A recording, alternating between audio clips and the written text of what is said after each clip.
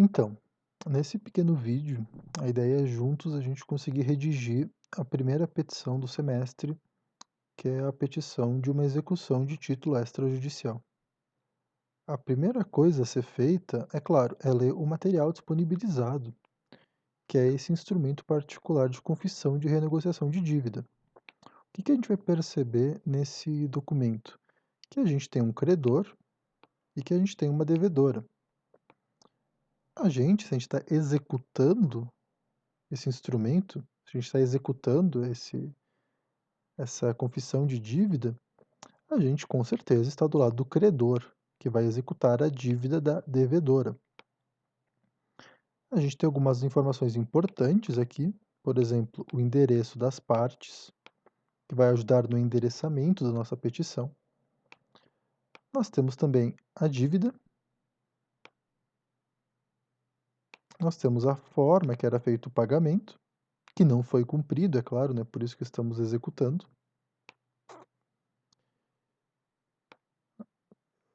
Uma parte um pouco mais formal, e nós percebemos que esse instrumento é assinado em duas vias por duas testemunhas. E vocês vão lembrar, quem fez, é claro, as aulas de Direito Processual 4, que quando um instrumento particular é assinado por duas testemunhas, ele passa a ser um título executivo extrajudicial. Então a gente pode pegar esse título executivo e levar ele imediatamente à execução judicial. Além do material disponibilizado, a gente vai fazer uso, é claro, do Código de Processo Civil. Como eu falei anteriormente, vocês percebem que no artigo 784, a lei determina que são títulos executivos extrajudiciais o documento particular assinado pelo devedor e por duas testemunhas. É por esse artigo 784, inciso 3º, que nós podemos levar aquele documento à execução. Claro que para o título ser levado à execução, a obrigação deve ser exigível. Ele, no caso, não cumpriu com a renegociação do acordo, não pagou as parcelas, e por isso que a gente pode executar o valor integral. Como nós percebemos naquele documento, se trata de uma execução por quantia certa, no caso R$ 10.000. É importante, então, nós fazemos a leitura dos dispositivos entre os artigos 824 e 909 do Código de Processo Civil para entendermos todos os possíveis trâmites dessa execução. Contudo, é especialmente relevante entre os artigos 824, bem o início dessa parte. 824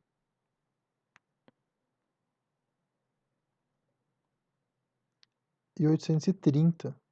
Esses são basicamente os artigos mais relevantes para entendermos o processo de execução de um título extrajudicial por quantia certa. Nós temos aqui alguns elementos importantes. Por exemplo, o artigo 827 diz que o juiz fixará de plano os honorários em 10%. Também aqui nós temos a previsão de que o executado será citado a pagar a dívida em 3 dias. E a hipótese de o oficial de justiça arrestar os bens do executado.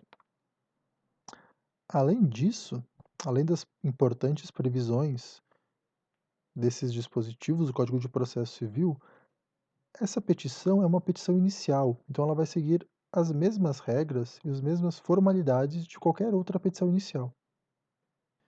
Essas formalidades nós encontramos no artigo 319 do Código de Processo Civil, que trata dos requisitos da petição inicial, que são esses 7 requisitos. Claro, trata-se de uma petição de execução de título extrajudicial, então terá algumas diferenças. Mas, por exemplo, o juízo a que é dirigida a petição, o famoso endereçamento, terá os nomes das partes, do autor e do réu, no caso do executado e do exequente, também terá. O fato e os fundamentos jurídicos do pedido serão de forma mais resumida, uma vez que se trata não da necessidade de constituir um crédito, mas só de executá-lo. O pedido, que é a execução, o valor da causa, A petição inicial de execução também deverá acompanhar as provas, no caso, o próprio título executivo, e não há necessidade de se optar por uma audiência de reconciliação ou mediação, uma vez que é uma ação de execução. É importante também lembrar das disposições do artigo 798,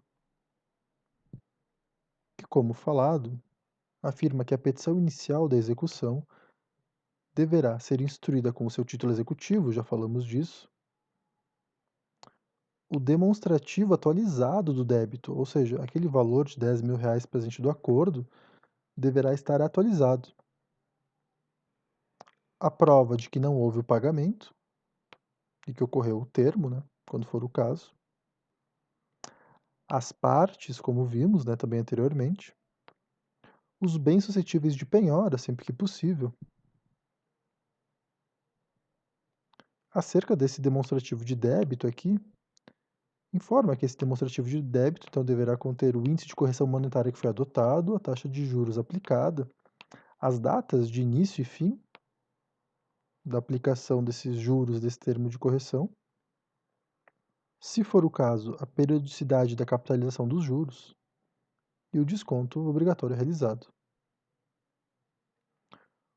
O artigo 799 do Código de Processo trata de outras obrigações do exequente que não se trata do nosso caso prático de hoje.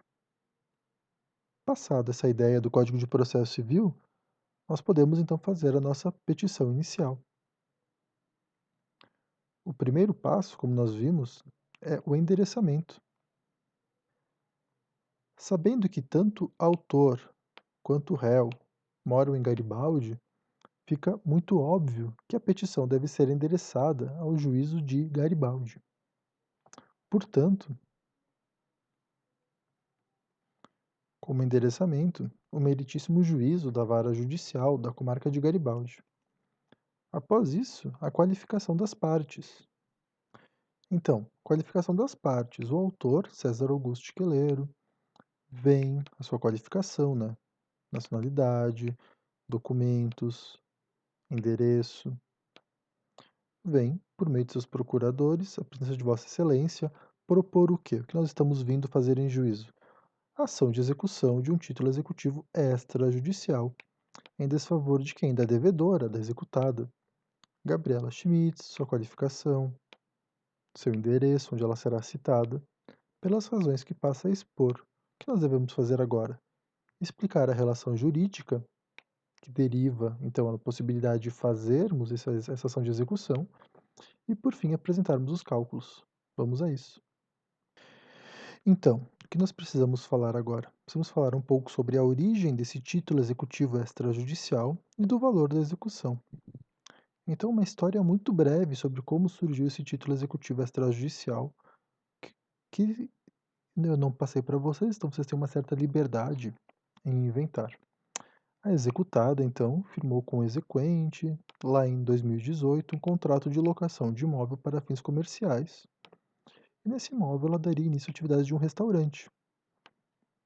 Até o início deste ano, 2020, os aluguéis foram pagos normalmente, conforme for acordado, R$ 2.500 por mês. Contudo, após o pagamento do mês de dezembro de 2019, a locatária deixou de cumprir com sua obrigação financeira. Dessa forma, após alguma negociação, as partes chegaram a um acordo que resultou então naquele termo de negociação e confissão de dívida que eu apresentei para vocês como material e que deve ser, com certeza, anexado à petição. Deve ser informado que ele segue em anexo, porque ele é um instrumento de prova obrigatório. É importante afirmar que esse acordo não foi cumprido. É justamente pelo fato desse acordo não ter sido cumprido que nós podemos exigir a sua execução. O objeto da execução, portanto, são esses R$ 10.000 da dívida, que devem ser atualizados e acrescidos de mora. O que se verifica, e que a gente tem que também fazer menção, é que está sendo anexado a essa petição um cálculo de memória que informa, lembre, informa qual o juro aplicado e qual o índice de correção, para que chegue nesse valor, então, total da dívida. o valor que nós iremos executar. Por fim, então depois a gente afirmar ao juiz qual o valor da causa, a gente passa aos requerimentos. E aqui nos requerimentos de uma ação de execução, de título extrajudicial, por quantia certa, tem umas questões interessantes, umas dicas boas, né? Uma dica interessante é a expedição da certidão do artigo 828 do Código de Processo Civil. Vamos ver qual é. O artigo 828 diz que a gente pode obter uma certidão para fins de averbação no registro de imóveis, veículos e outros bens sujeitos à penhora. Então, nós podemos imediatamente pedir essa certidão ao juízo para restringir que existe, para averbar que existe uma execução contra essa pessoa, no caso contra a Gabriela, e colocar essa averbação nos imóveis e nos veículos dela, que, o que facilitará no futuro a sua penhora. Outro requerimento, então, que nós queremos pedir ao juízo é a penhora liminar, imediata, pelos sistemas Bacenjude, Renajude, Infojude, de qualquer bem sob a titularidade da executada, não dos executados. Claro, essa penhora tem caráter liminar, ela foge da regra, nós podemos fazer o pedido mesmo assim. Depois da penhora, depois de concedida ou não a nossa liminar, a citação da executada para que no prazo de 3 dias pague o valor devido. E por fim, também nós podemos pedir a inclusão da executada nos cadastros de inadimplentes, na forma de 782, parágrafo 3º do Código de Processo Civil. Que aqui está, né? A requerimento da parte, o juiz pode determinar a inclusão do nome do executado em cadastros de inadimplentes. É uma medida também coercitiva que pode facilitar o pagamento. Por fim, devemos fazer o fechamento da peça.